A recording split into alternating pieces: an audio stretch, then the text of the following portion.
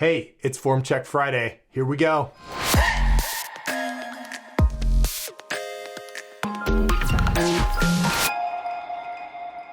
Hey, welcome back to Form Check Friday. We were off last week. Thank you guys for your patience.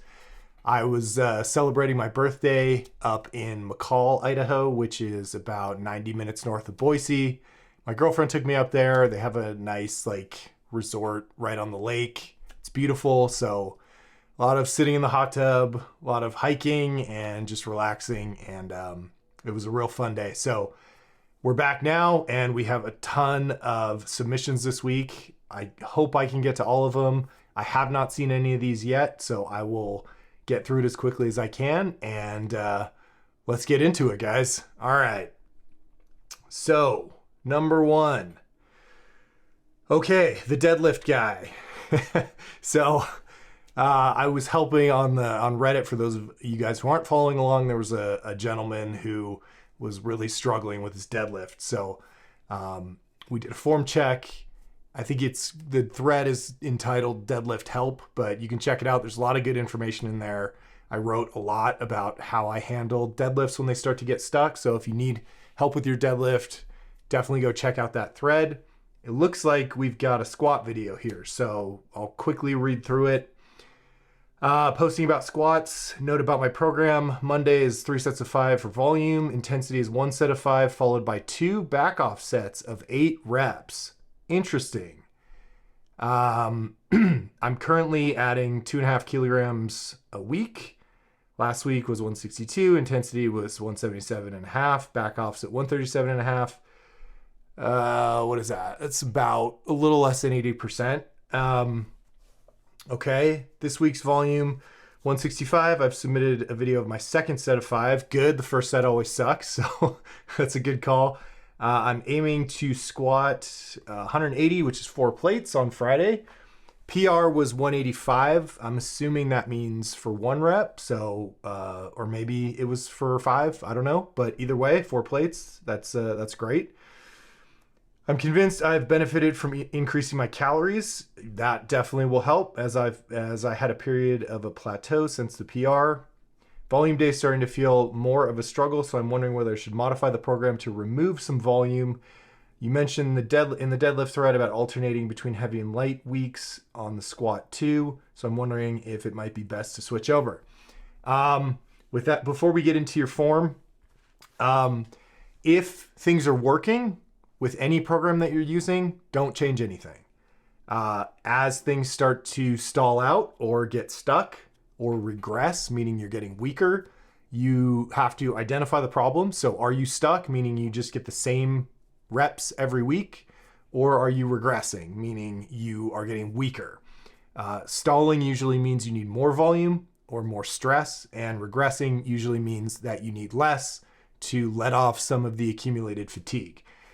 So I will say that this looks like a Texas method kind of set up for the squat. You're turning your intensity day into a volume day by adding 2 back off sets at 8 reps. So the first thing I would change to your program would be to get rid of the extra volume on intensity day. Volume is for volume day. That's the dose of stress. Then we need to enter a period of recovery so that you can adapt. And then the purpose of of intensity day is really to test whether the dose of volume was correct. It's not to add more volume. Okay, so get rid of those 8s on intensity day. If you need more volume on volume day, then you can put it there, but don't make intensity day volume day because you're going to screw up your recovery.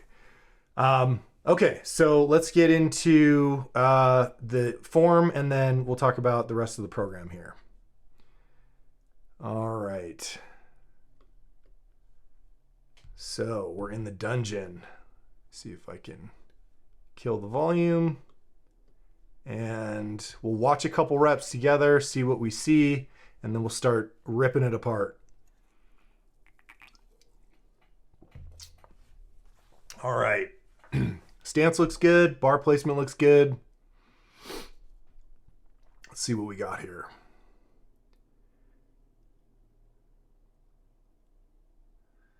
Okay, no hip drive. So that is a good thing and a bad thing because a little bit more on that one. Okay. Watch your head movement. You're gonna notice you start to look up and then you lift your head up a little bit. Head lifting the chin lifts the chest. Lifting the chest kills the hip drive.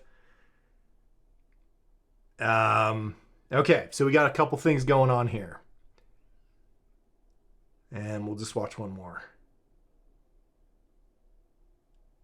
Yeah, all right, so your depth is good. What I'm real curious to see is gonna be your intensity day, because this looks pretty tough. And if you're gonna go up heavier than this, I'm afraid your form is gonna be the errors that the polite way of saying this is the errors that I see are going to be more exaggerated.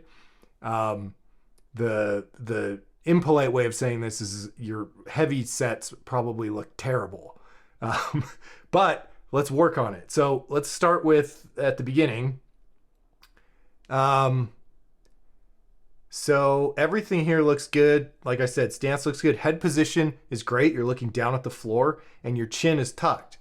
I don't want your head position to move at this point. And what you'll see on every rep is that as you go down, you're doing something that's very common here. And we've talked about it before on the show, if we're going to call it that, which is you are trying to establish the tightness in your upper back. You're trying to set your upper back into an extension, get the chest up as it should be, but you're trying to do it on the way down when you're already moving.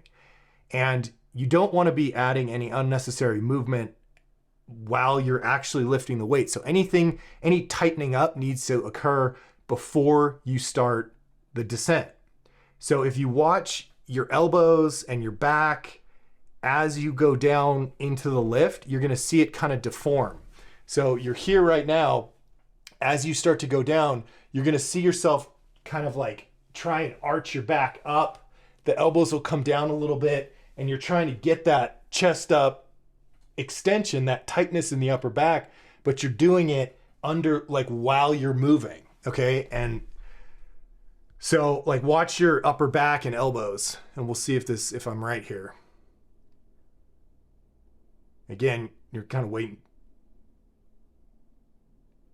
Yeah. Let's watch another one. So keep an eye on the elbows and kind of the chest, your head.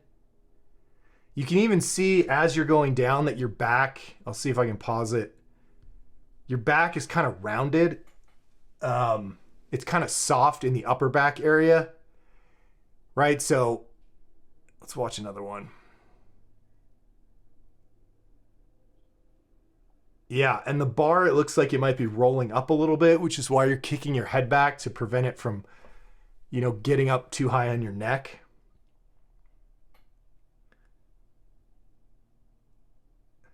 Yeah, maybe that bar is no, the bar looks pretty good right there. Okay, so the first thing before you take the bar down, right?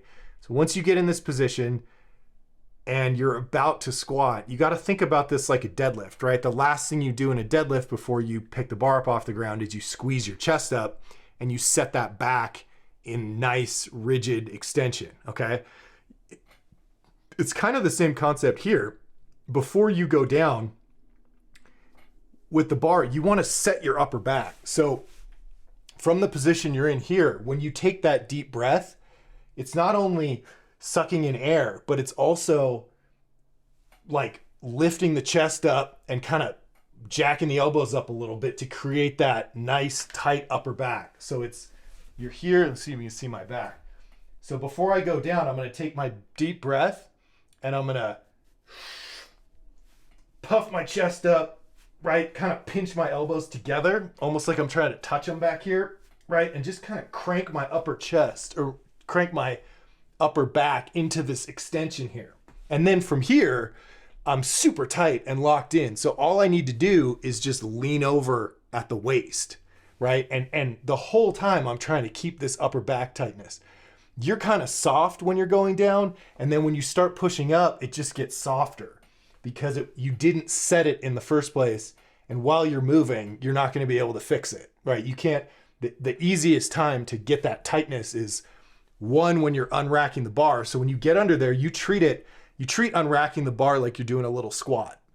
like a mini squat. So you don't just kind of casually take it out. You get under there and you get real tight, and then you just kind of stand up and try and maintain that tightness in your upper back, right? Big chest, elbows up like that. Walk it out, and then before you go down, you're gonna retighten it just in case anything loosened up during the walkout process, okay? So you wanna get that up nice and tight and locked in, and then don't let it go, okay?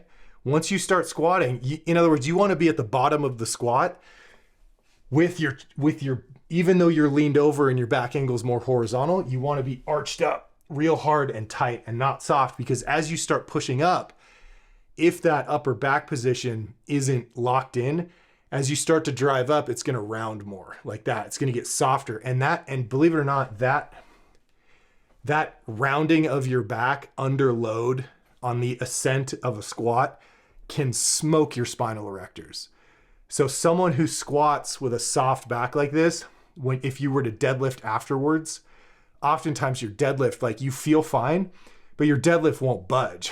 Like, you can't even get your last warm up off the ground sometimes, or you just have a terrible back work or deadlift workout because you didn't realize that you just smoked your spinal erectors squatting and having this movement happen under load. So rigidity in this section of your body right here, right? Keeping this upper back arched and tight is the key to moving this weight efficiently, right? Because if you're squatting and as you're squatting, your spine is doing this, like you're pushing up, you're losing transfer of the power from your hips and legs up to the bar. So we want that segment here rigid, so all that power gets to the bar and you don't lose any of it in this rounding and flexing of your spine. Okay, so that's the main thing, is we got to work on upper back tightness. Let's see what else we got going on here.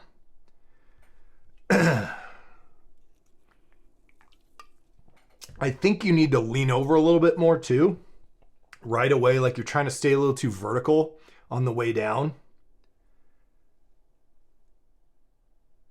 Yeah, you can see that, like, and that one you just lifted your chest, but that was the first rep. I think you start doing hip drive a little better here. But the other thing is, yeah, you'll notice that on your way down, you're leaning over the entire way down. So your back angle never gets set, never finds its finished position until you're at the bottom, okay? And what we want instead is for you to lock that in right away, like shove your knees out and lean over a lot right away. Set this angle as high up into the rep as you can, and then just maintain it all the way down and all the way up till you get to the top, and then you stand up. Instead of, it's like we don't want the knees traveling forward all the way down. You want to get them out, set them, and so you can sit back. You want to set your back angle right away too. So you're fighting this lean, right? You know you're going to be leaned over at the bottom. Like the position that you assume at the bottom and not fall over is basically balance, right? So if you notice how leaned over you are here, right? Like your back angle is like that. You want to set this angle by the time you're like halfway down in the rep at least. So if we pause it, you know, let's see, here, right? If the angle that we need is like this, you're kind of like this, right? So we got that distance. So common problem, you're just taking too long to lean over. So what I always tell my clients who have this problem is just, you know, stamp your belly button between your toes, like right here. Just try and touch your belly button right there, right away. So in order to do that, you got to really get leaned over. Just shove your knees out and point your nipples at the ground as soon as possible. Get into that back position, that back angle as early into the rep as you can. And then it's set. Then all you have to do is worry about maintaining it, right? But now you got all this extra motion, right? You're trying to tighten your back while you're squatting. You're trying to set your back angle while you're squatting. I haven't even looked at your knees yet. Let's see what's going on with those bad boys. Let's see if they're traveling all the way down. No, you're doing a pretty good job stopping them, so that's good. But you notice on that rep, like if you watch, so what I'm looking for right here is that this area moves up first out of the bottom, right? Because that's the hip drive. And what I'm going to see is this right here, this hip angle is going to open up first, meaning you're lifting your chest out of the bottom and not driving your hips. Okay, so let's just watch how you come out of this chest first. It's like, and then you start driving your hips a little bit better. So I think there's more hip drive on this one. Yeah. But you can see it's like rounded and your back is like that. Yeah, your back's round, you're kicking your head back. You want the opposite of that. So on this drive up, I'll go a little higher so you can see like this rounding right here. You can see you've lifted your elbows up. So as you started to drive up, the elbows come up higher and the back rounds, and that's why it feels like the bar's rolling up on your neck, because you're actually shoving it up higher. None of this segment from here to here, nothing in this area should move or change at all, because you set it at the top and then you just leaned over. So no matter what position your back angle's in, all the muscles and the position of the elbows and the head and the chest, that's all fixed, right? Just like, so if this is what you want, this tight upper back and the chin tucked, no matter where I go, I'm not moving any of that shit around. I'm not letting my elbows move. I'm not moving my head. I'm not rounding. I'm not arching. It's just locked. And I'm just leaning over like that. Okay? So again, the best exercise to fix this is pause squats, to learn what it feels like to be in the correct position at the bottom. It also looks, now that I'm looking at this, that your knees are totally kind of caving in here. So this needs to be out more. Each knee needs to go out harder and stay out. If they cave in, right? I mean, this whole thing is like the knees are caving in, the back's rounding. It's right. It's going to feel absolutely terrible. You're lifting your head. You're not getting enough hip drive. So you need to reacquaint yourself with what it feels like to have a really tight, locked in bottom position. And the best way to do that is with pause squats. Okay. And fortunately, as I mentioned in a previous video, my buddy, Steve at Brussels, I think it's Brussels Barbell. Let me see if I can find it on YouTube. And he just made a great, I kept talking about making a video for pause squats, and he actually did it. So if you go to YouTube and you look up Benefit of the Pause Squat, Brussels Barbell, Steve Ross, great coach, and he did a whole thing on, handsome guy, on doing pause squats. He's got cool graphics, and basically what you're doing at the bottom is asking yourself in this position, when you go down and pause for 3 seconds, are my knees out as wide as possible? Is my head looking where it's supposed to be looking? Is my chin tucked? Is my upper back tight and locked, right? Am I balanced over the middle of the foot right here? And you're just gonna, if you're not, you have 3 seconds during that pause to shift around and fix those things and then come back up, right? And it just teaches you how to stay tight at the bottom and not lose that position.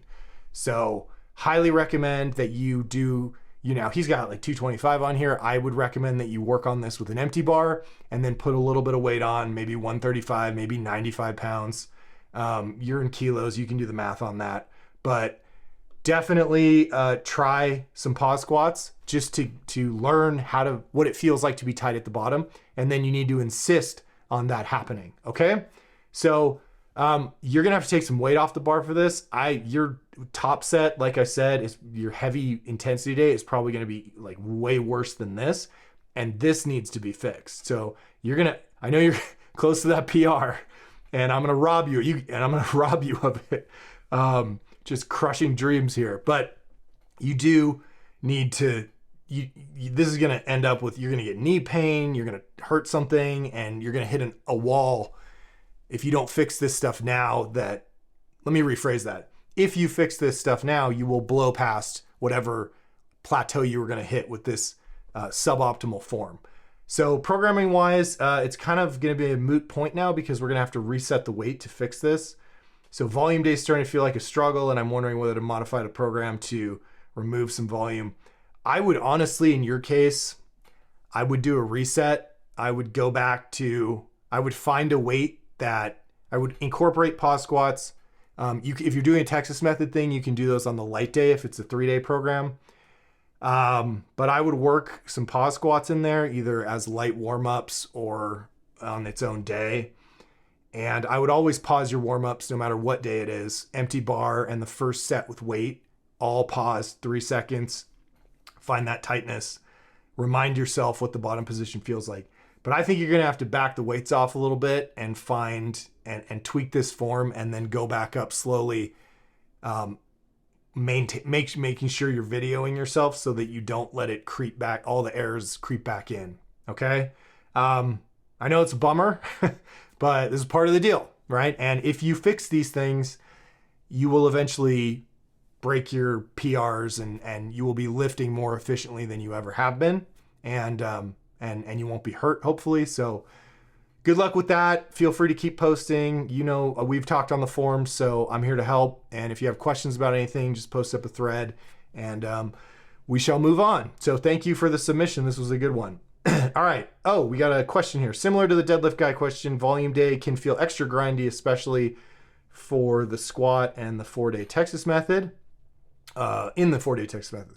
In those cases, should we turn down the heat, as you mentioned, meaning the volume or intensity in this case, and decrease the percentage of intensity even more? And at what point do you transition from 5 to 5, 4 sets of 5, 3 sets of 5? Okay. So this is a Texas method question. I have a video on YouTube on the Starting Strength channel where I break down all these different variables with the Texas method that a lot of people have told me they've gotten a lot out of. So if you are on a Texas method style program, check out that video. I think it's called like Understanding the Texas Method or something like that. Just search for my name and Starting Strength. It's hard to say when to turn down the heat. So in the Texas method, the intensity day always goes up. You start with 1 set of 5 and then but you keep adding weight. And then when you cannot complete the number of reps, you drop the rep goal down. So it goes from 1 set of 5 to 2 sets of 3 to maybe 3 sets of 2 to 5 singles. Weight keeps going up. Reps drop down to accommodate your inability to do sets of 5. You just keep doing 5, keep doing 5. As the intensity day goes up and the reps go down, you need to adjust the volume day, right? Because otherwise you're going to end up doing 5 singles on intensity day, and volume day is going to be like, the offset usually starts at 90%. So if you've got a set of 5 on intensity day, you do 5 sets of 5 on volume day at 90% of the weight used on intensity day. So you've got this 90% offset between 1 set of 5 and 5 sets of 5. But as we go up, we're going to get to the point where we're doing 5 singles. If you keep that volume day at 90% of now what you're able to do for 1 rep instead of 5 reps, that's way too close. That it's not 90% of a set of 5, it's 90% of a single.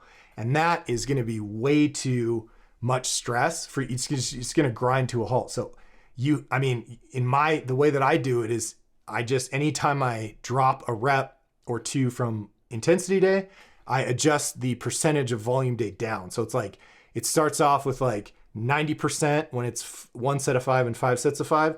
And then when it drops down to triples, I think I go down to like 87.5% or 85%, something like that. There's a chart on that video that I use. And then when you go to doubles, it drops down again to maybe like 85% or 82.5%. And then when you're doing singles, volume day is like 80%, right? So we're keeping that relationship, that offset, so that we don't do too much on volume day and, add so much stress on volume day. Volume day is so heavy that it screws up intensity day. We're not recovered, okay? So it's a case-by-case basis on when to do that. When that's my metric is when I drop a rep on intensity day, I lower volume day at the next session. And then dropping from 5x5 to 4 sets of 5 or 3 sets of 5, it's another way to adjust volume. And there's no right answer here. I don't know how old you are. So, the Texas Method program, even the 4-day version is a tough program. And so it's really a kind of a younger man's program. So I don't know what your demographic is, but if it's working, don't screw with it. If you're getting beat, intensity day is the metric. You're just messing with volume day to try and keep intensity moving. And so it's like you do a volume day and then you see if it worked by going up in weight on intensity day. If it's not working, you need to figure out how to adjust volume day. And it usually doesn't mean more stress because 5x5 is a lot. It usually means either reducing the weight or cutting a set. My strategy with all this stuff is to see how much I can do, how little I can get away with. Like, so if you can get a PR or an increase in weight on intensity day with 3 sets of 5 on volume day, do that. And then if you find that you need more, you can add another set or a back off set or something like that. So you just have to play around with it. I would kind of need to know more about what's going on. And it looks like you asked a question. So let's go. Let's move forward here. Follow up from March. TJ is still new to the community and looking for some follow-up tips on my deadlift. Don't beat me up too bad on the shoes. Haven't gotten shoes yet. Okay. Second rep felt good. Well, the first rep felt harder than the other two to break off the floor. Very common. First rep and the last rep of the deadlift are always the hardest. I have a video about this on the, and I think I linked to it in the deadlift thread I mentioned earlier, but on YouTube, I think it's called How to Think About Your Deadlift or something like that. But it's on the Starting Strength channel. I'm talking you through this, and I'll quickly summarize it, that you don't let the first rep of a set of deadlifts throw you off. You don't use how heavy or how hard the first rep felt to sort of determine whether you think you can finish the set. You just ignore that one. It's always going to feel hard. And then do the second rep. And the second rep is usually a lot easier than the first rep. And you can then, make an assessment on how many more you think you can get based on the second rep. But in almost every case, the first rep feels like, Jesus, that was tough. And then the second one like flies up. So just get to the second rep and then you can sort of gauge how you feel about the set based on the second rep. But if, the first one throws guys off all the time. And then the last rep, you're tired and you just have to get through it. So check out that video on YouTube if you haven't seen it. Okay, so ran LP for 16 weeks, 3-day Texas method for 16 weeks, been on the 4-day version of the Texas method for about a year. Current deadlift 390, squat 335. Okay, let's see what your deadlift's doing here. And I will try not to make fun of your shoes or give you shit for that. Yeah, I remember you. Okay, so we're back. Well, at least they're flat, not big, thick running shoes like last time. All right. Let me kill the volume here in case that's coming through. Good. Okay, let's see how you reset. Hips up. Okay, your knees are a little soft.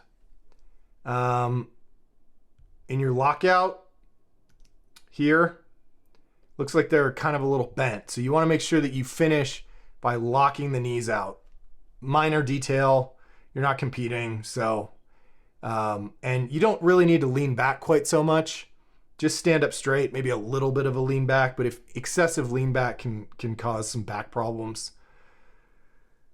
Okay, let's watch it again. See if I catch anything here.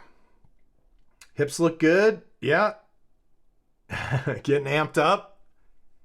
Tight. Good.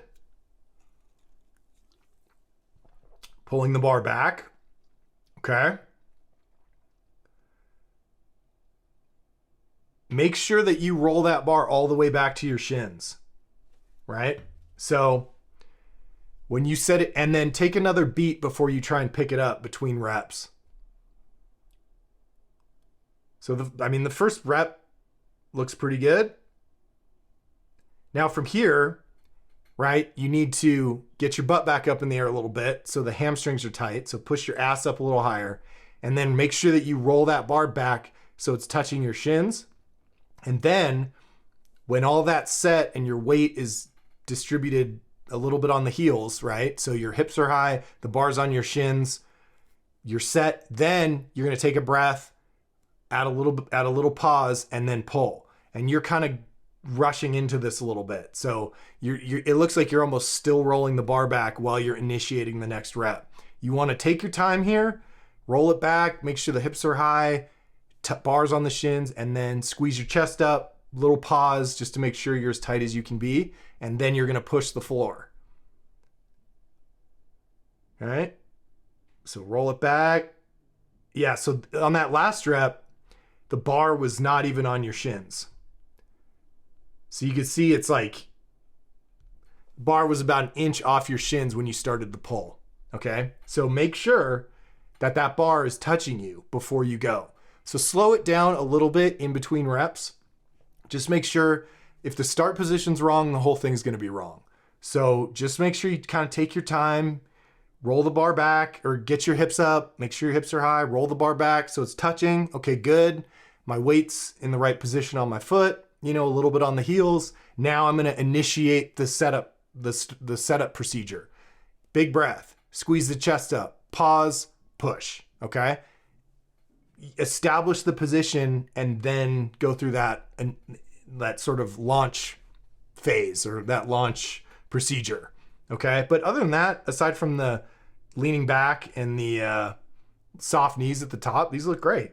Like, so, I mean, these are, we're doing minor tweaks here because overall, this is a very good deadlift. So just get some weightlifting shoes. Watch one more. Yeah, that's a real nice pull. And yeah, it's grindy, but look at how fast the second one goes, right? I mean, it just like flew up. So don't judge the set based on the first rep. Just get through assume it's going to suck and then get through the first one and then see how the second one goes. So yeah, I would just keep going, man. And the form looks really good. So keep it up. And then when you start to get stuck on the Texas method or something, post up a thread and I'll dive into your programming in a little bit more detail. But we got a lot of form checks to get through. Okay, thanks again. Moving on. Did a reset after getting shoes like you recommended. Been working my way back up. Here's 265 by 5. Thank you for the birthday wishes too. Let's see. All right. Here we go. Got the shoes on.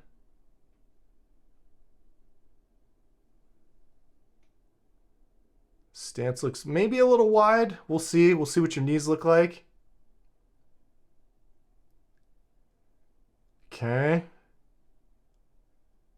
Okay.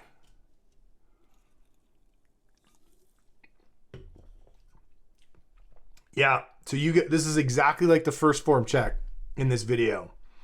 So if you haven't watched the first one, you might want to check that one out. But watch your elbows. Watch your upper body here and watch how they move while you're going through the lift. They come down and then you shove them, and then you're shoving them back up, right? So this is all looseness in the, oh no, I lost my, sorry guys, I lost my mouse connection here. Let's see if I can fix this. Are we back? There we go. Oh, come on. Yes. Okay. Sorry about that. So this is all about upper back tightness, right? So I would try to, first of all, maybe bring your hands in a little closer if you can. Work on, like if you're, wherever you start at the beginning of your warm-up sets, you should be able to, over the course of your warm-ups, keep bringing your hands in one finger at a time so that it's as tight as possible. You want your hands as close to your shoulders as you can tolerate, okay? Because that will help keep this upper back position locked in. The key here is everything from the top of your head to your hip is just locked in and not moving. So all you have to think about is moving the weight, not the weight rolling around on your back. It's totally distracting. If the bar's rolling up and then down, it's going to change the movement pattern. You want that thing rigid. So here, from this position right here, you can see your upper back's kind of soft a little bit, right? There's not much arch in it. So I want, before you go down, to take a big breath and puff the chest up and lift the elbows up. Like just shrug up a little bit, you know, like you're trying to touch them together and jack them up, right? You want the elbows as high as they'll go with the chest up. Okay, so not this, right, where I let my chest collapse. The first thing I do is take a breath and puff my chest up, and then maintaining this chest up position, I'm gonna lift my elbows as high as they'll go, which is only like an inch. Like that's it. That's all I can do, right? If I jack them up higher, then my upper back's gonna round, which is what's happening on your lift. So The elbows just need to be as high as they'll go with the chest up, and that limits that range of motion back there. So take a big breath. See, the elbow drops and then it comes back up, because again, you're trying to do the same thing. Like as you lean over, the bar's rolling up. The elbows are coming down under the bar, right? None of that elbow movement should be happening. Yeah, and you're going to end up with tendonitis in your medial epicondylitis from cranking like that. When the elbows are moving around like that, it's going to piss off your biceps tendon right in here. It's going to feel like a big ache that starts on the squat, carries over into the press. So you might consider using a thumbs around grip, wrapping your thumb around the bar, allowing the wrist to be bent, and then bringing the hands in even closer, because the closer you can get your hands to your shoulder, the more this muscle mass back here is going to bunch up and create a nice little shelf. If you're out here like this, it's loose and that bar can roll around a lot. So you want it as tight as possible, as wedged in as possible, right? With either your wrist straight or thumbs around like that. It's kind of up to you. But right now you've got your thumbs on top. So just try and bring them in even tighter and just keep this whole upper back thing arched and tight the whole time. And once that's locked in at the top of the rep, you're just leaning over. All you do is lean over, but you keep all that. So if you watch the elbows, if I'm watching your squat, the elbows shouldn't be moving up and down like that, right? Because that means the bar's rolling around and you're not tight. So work on that. Again, pause squats. Check out Steve's pause squat video on YouTube. Here it is again. Benefits of pause squats, Brussels barbell. Watch that. Incorporate those into your warm-ups with light weight. Okay. Depth is also a little questionable here.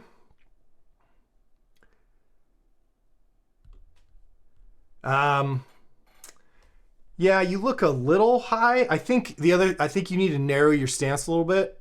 So the wider your stance is, the tighter your adductors are going to get, sort of higher into the rep. If you bring your stance in a little bit, it'll give you a little bit more slack to drop down deeper. And hip drive's good. You're keeping your knees out really well, which is nice.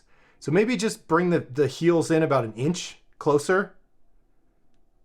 Hip drive's good. Head position actually looks good given the upper back movement.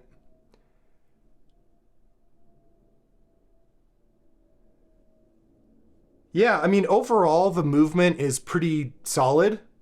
The thing that's screwing you up and making it less efficient is all the motion happening with the upper back. So bring the hands in closer before each rep, reset that chest up, elbows up position, and then fight like hell to just maintain it. And that's where the pause squats will come in handy, because they'll teach you to be in the bottom position with this chest up, elbows up position, right? So you'll be down at the bottom, and while you're counting to 3 in the pause, you're checking, are my knees out? Is my chest up? Is my upper back arched as much as it and as tight as it could be? If you notice that you're at the bottom and it's rounding, fix it, because you only have like 135 on the bar, maybe even 95. So you can fix it, feel that tension, feel yourself sort of recreate that tightness in your upper back, and then you come back up. And so the goal with pause squats is always to go to the bottom and not have to fix anything. It's like you get to the bottom and you're counting to 3 and you're bored because there's nothing to fix. Your weight's in the right place on your foot, your knees are shoved out as hard as they can be, and your head is down and your upper back is tight. So if you have to fix anything, then the next rep you try and get to the point where you don't have to fix anything. So watch that video, work on adding some pause squats, keeping that upper back tightness, and this thing will get a lot more efficient. Other than that, looks pretty good. I guess no questions. Okay, we're gonna move on here because we're 40 minutes in. Whoa, okay. What the, 1, 2, 3, 4 paragraphs. Okay. Yeah. All right, guys, we got to keep these questions short because I'm obviously reading this live and it's going to be boring for me to read this entire book to you. So I'm going to skip this and I'll just read the last paragraph. I'm sorry if there's probably a lot of programming data and history here, but you guys got to keep these questions short so I can just skim them and we can get right into the form checks to keep this thing moving along. So the last paragraph, and all that background said, okay, so here's my conundrum. I'm squatting 230, but the technique is falling apart, knees caving in, and the lifts are getting grindy. Before I reset I did 230 for, what does he say, reps, sets, pounds. So that's 230, 8 reps, 3 sets at 230.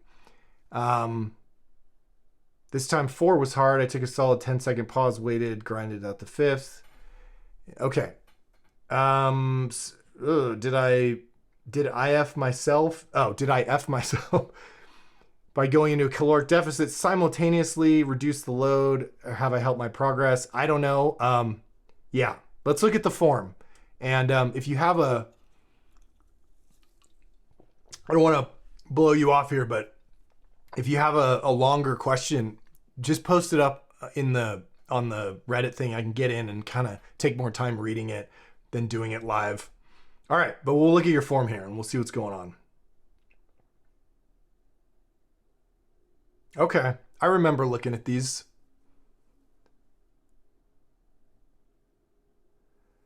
All right, so you're getting out of your hips too early and you're taking too long to lean over. So you notice that the first thing that moves when you're starting the squat is you're unlocking your knees. You're focused all about getting your knees forward and not leaning over with it. Those two things have to happen at the same time. It's not knees go out, then you lean over. It's knees and back angle together. So you lean over and shove your knees out simultaneously. So you can see here, like you're still too upright. You should be way more leaned over than this right now, right? Nipples to the floor. Just point your nipples at the ground right away. And it's going to feel weird, right? Because I say this all the time, but like what you feel is right is wrong, which means what is actually right is going to feel wrong for a while until that feels right. You with me? Okay. So now we're at the bottom. I think you're still a little too upright. I think you could probably be a bit more leaned over. Let me see how your knees track here. And I think your knees are still, caving in, like not out as hard as they could be. Head's kicking back.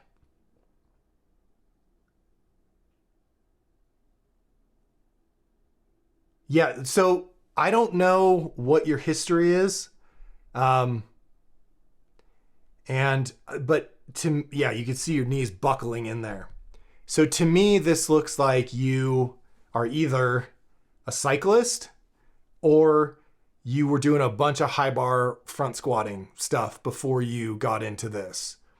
And the reason I say that is this is a very quad dominant squat. It almost looks like you're trying to high bar squat your low bar squat, which is very common for guys that have really strong developed quads and weaker hamstrings, like cyclists or guys who were doing lots of Olympic lifting or front squatting, CrossFit stuff. So because you're relying on your quads to do most of the work here, which is why you want to stay more vertical. And it's why you're kind of shifting forward on the way up and moving all the work to your quads. You have a huge amount of muscle mass available to you in your posterior chain, glutes, hamstrings, adductors. Your quads are along for the ride in any version of the squat. But the posterior chain is gonna, if you can tap into that more, which is why we low bar, you're gonna lift a hell of a lot more weight. But the only way that you access that muscle is by leaning over more, which is why we put the bar low on your back. Lean over, shove your knees out and reach back with your hips, right? This is a hips movement. It's not a quad. I mean, again, the quads are going to do their fair share no matter what, but we want to incorporate all that other muscle mass. So you need to really commit to this idea of being way more leaned over than this. We going again? Oh, I thought it froze. You're just breathing. Okay. So let me see if I can pause your bottom position here.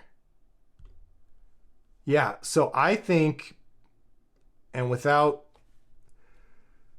so in this bottom position, we need knees out harder. I know that I could come up behind you, put my hands in between your knees and pull them out far harder than this, particularly on, I think, your right leg. So I think that knee is kind of buckled in a little bit. And your back angle is still, I suspect, too upright. I want more of this, right? So, you know, maybe something like that.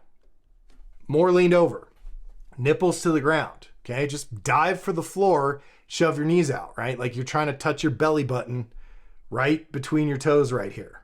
If you're vertical like this, your belly button's pointed to the wall. If you lean over more, right, in order to have your belly button stamp the rubber right between your toes, right in the middle, you need to lean over more, okay? So, yeah, and you can see the knees buckling in big time there, right? And part of the reason they're doing that is because you're not sharing the work with all this other muscle mass at the bottom, right? All the muscle mass in the posterior chain. It's there to help you. And you're relying on your quads to do the work, which then, you know, you get halfway up and you just hit this sticking point because you're not driving the hips enough, you're not leaned over enough, and then everything starts to collapse because you're just trying to get the weight up. So let me go back to the beginning and just watch one more here.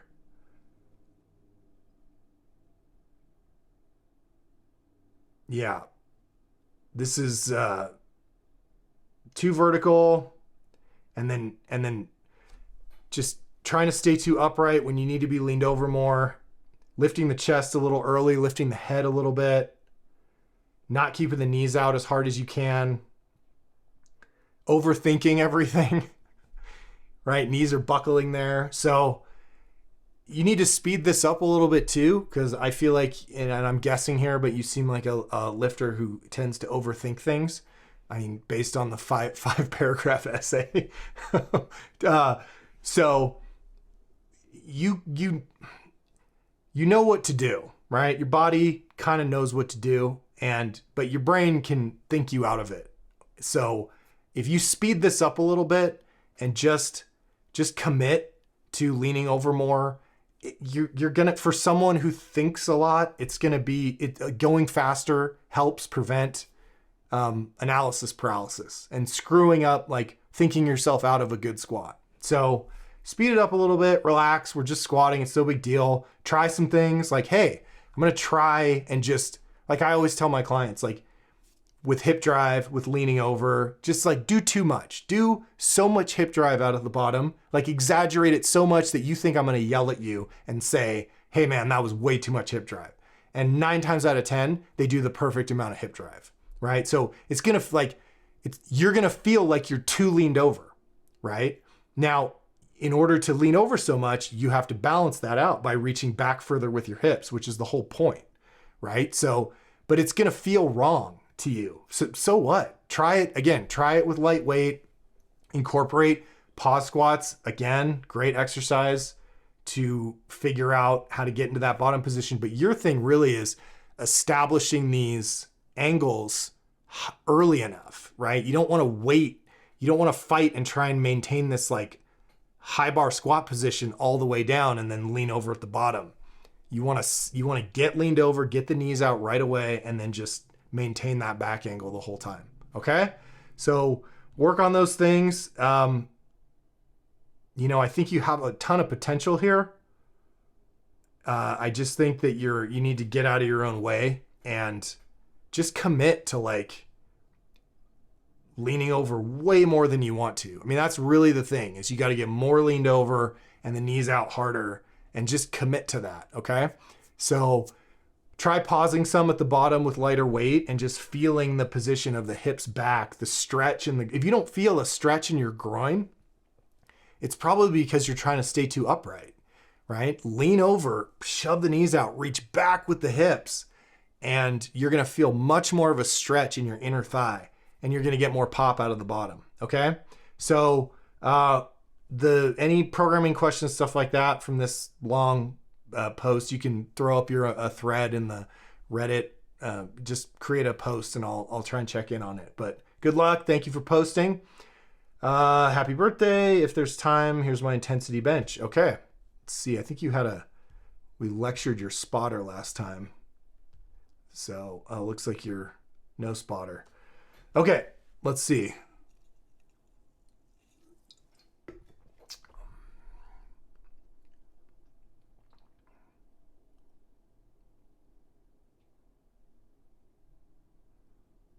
Okay. Oof. Heavy. Okay, so these are better than last time, I think. Like you're taking time to reset between each one. I believe that your grip is a little too narrow. And we'll see on the way down if I can pause it. Taking it out. Good. Tight upper back. Okay. Yeah. So maybe a little. The angle here looks, put that in red, looks a little bit like that, and we want it more vertical. So the amount of knurl I'm seeing looks okay. So maybe you just need to tuck your elbow in a little bit more. That way, just kind of keep them in tighter. My thing, and I think I may have explained this to you last time, for figuring out where the grip is, you want about, if you stick your thumb out, you want about 1 finger width or inch of knurl between the tip of your thumbnail and the smooth part of the bar. So when you set your grip up, you stick your thumbs out, widen it until you see 1 finger width of knurling, and then the smooth part starts on both sides. And then you set your grip, and that's usually the right position. Sometimes you need to go out a little bit more. Sometimes you need to come in a little bit more. But for most guys, that's the right position. But the idea is at the bottom, the forearms are vertical. But, this looks pretty close. So you're doing a good job resetting. I mean, this is just a heavy, so the end of a heavy double, that last rep's going to look kind of wonky no matter what, obviously, because it's super heavy. But let's see if I pick up on anything else. Your feet are pulled back. You've got a good arch. Tight. Bring it down. Yeah. So you obviously have a bit of a discrepancy between your left and your right arm. Your left arm looks a little bit weaker. Very common. The solve for that is to keep all your focus on driving with your left hand. So don't worry about your right hand. It's coming along, but just think about, like, if I was standing right next to you, I'd tell you to push with your right, or push with your left hand harder. Okay. Like, just focus on, and that'll even out that discrepancy. But you're taking a moment in between each rep to reset, to retighten. The elbows are flaring out a little bit on the way up, but again, you're doing a set of 2. So it's going to be pretty heavy. The form's going to break down a little bit. Overall, I think a lot better than last time, and we don't have that guy spotting with his hands in your face. So good job. And, yeah, keep going, man. I maybe widen the grip a little bit. And again, stability on the bench is the key. So the tighter you can get, I mean, it looks like you're really wedged in there, which is good. Just watch one more. One more time through. Yeah, it looks like a little bit narrow grip. That elbow is flaring a little bit on the way up, but I mean, overall, it looks pretty good. I think maybe a set of 5, posting like a PR attempt a lot of times is not that good for a form check because it's really the limit of your ability. But I think if you had lighter weight, something you could do for 5, these would be pretty solid. So, all right. Thanks for posting. SniperMeat. All right. Recovering from shoulder surgery and my lifts dropped considerably in weight. I've been slowly working back up on all my lifts. I feel a bit of a twinge in my shoulder when I lock out my deadlift, so would appreciate a look at my form. Final set, 3x5 at 275, 51-year-old lifter, 152 pounds. All right, let's see.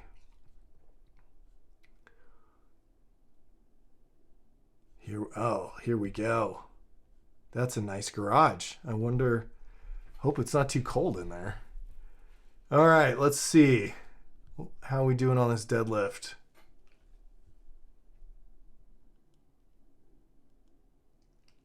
All right.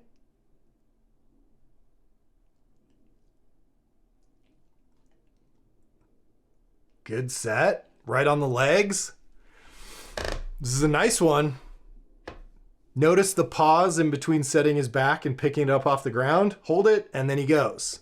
Right, so you can see sets, holds, and then straight up the legs. One of the more common errors in the deadlift is to start trying to pick the bar up while you're still setting your back, and it makes the bar swing off the legs. This is a excellent example of a deadlift. Let's watch it again, just because it's very pretty. Okay. Shins to the bar. Look at that. And you'll notice if you watch his butt, when he starts pushing, his hips don't move at all. Like as soon as he starts pushing off the floor, the hips and shoulders move up together. So if the hips were too low, you would see his butt lift up first an inch or two, and then the plates would come up off the ground. This is like very good. All right.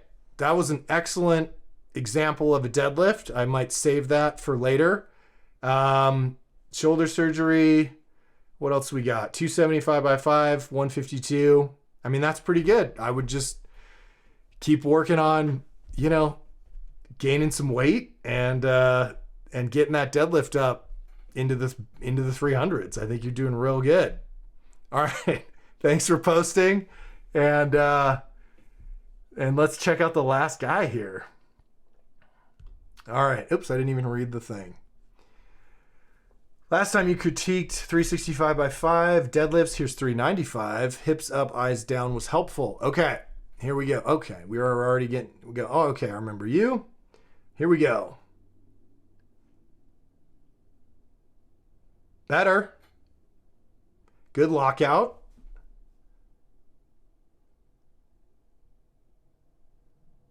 Okay. Yep, rolling the bar back. So I think last time your problem was you were squatting your deadlift. Like the hips were way too low. And good, rolling the bar back every time.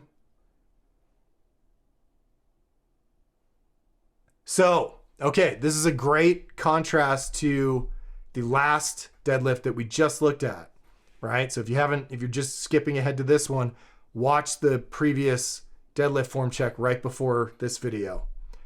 Because I pointed out that in that video, and I'll just go back to it because we're here. The hips, we know the hips were at the correct height because as soon as he initiated the pull or push off the ground, the hips did not raise anymore. The hips and shoulders just lifted at the same time the bar came off the ground or the plates came off the ground. So if you watch his butt, as soon as the plates come up, the hips come up, right? That's how you know your hips are at the right height. Okay? It's at the moment that you start pushing with the legs, the plates break off the ground. An incorrect hip position, if the hips are too low, which I suspect yours are, when you initiate the push off the ground, the first thing that's going to happen is the hips are going to move up to the position they should have been in. Okay? They're going to move up a little bit higher. Then, once they're in the right position, everything will grab and the plates will come up off the ground. So if we watch you get set up here and we pay close attention to your butt, let's watch your butt here. So you notice, I mean, it's subtle, but you notice that your hips move up about 2 inches and then the plates come up off the ground. So there's all this movement. You're using the power in your legs and the bar's not coming up off the ground yet. Okay? So you're extending your knees and it's not contributing to the plates leaving the ground. Get your hips up higher than this so that the moment you start pushing, See that little, you got to watch closely. It's a little tick. But if you just pay attention to like below your belt and you watch your butt and you kind of keep an eye on the plates in your peripheral vision, you'll see your ass move first and then the plates move. Yep.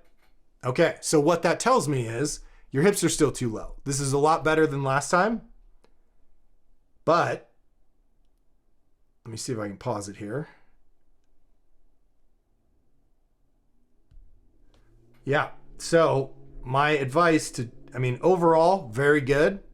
My advice is this here needs to be up a little higher. Okay. And again, the way that you know that they're in the right position, see how closed your knee angle is right here, is you feel the tension behind your knees, right in here. Okay. Right behind your kneecap on the back side, posterior side, you will feel tightness when your hips are as high as they can be and you're holding the bar correctly. So you shove before you go here. What I would tell you, I'd be standing next to you and I would tell you, don't pick the bar up until I tell you, okay? Until I say go. And then I would tell you, get your ass up higher, and you would shove this up those 2 inches that it's gonna move as soon as you start the pull here. You do that first. Then set your back, squeeze your chest up, pause, and then break it off the ground. And when you do that, everything here, your shoulders, your hips, and the barbell and the plates will all move up simultaneously. There won't be any of this 1-2 thing where the hips come up and then the plates leave the ground. All you got to do is get your hips up a little bit higher than you want, and it'll be you'll be in the right deadlift position. I also suggest that you get rid of the knee sleeves around your shins. I know they're annoying to kind of take your shoes on and off, but you do have some knurl here, and that neoprene is real grabby. When you're trying to pull a heavy deadlift, you don't want any additional friction. In fact, if you go to a powerlifting meet, you'll see that when it comes time to deadlift, everybody goes backstage and covers their legs in baby powder or pool chalk because it makes it real slick. So you don't want any extra, the teeth of that knurl to grab in and cause any resistance on your knee sleeves. Also, that's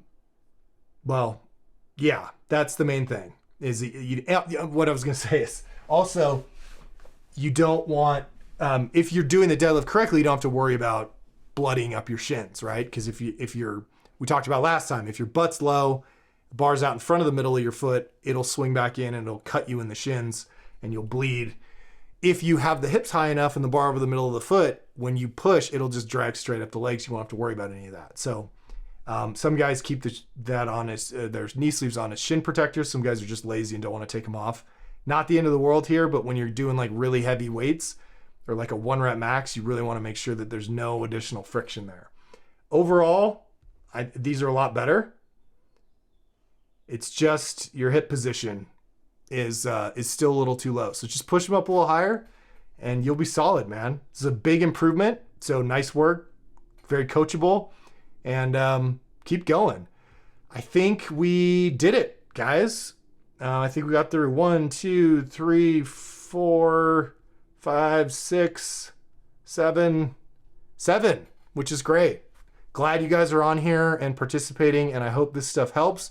If you have other questions or longer things that we didn't get to, post up a thread and I'll try and answer that stuff throughout the week. Thank you guys all for the birthday wishes. Thank you for being a part of this, and I will see you again next Friday. Take care, guys.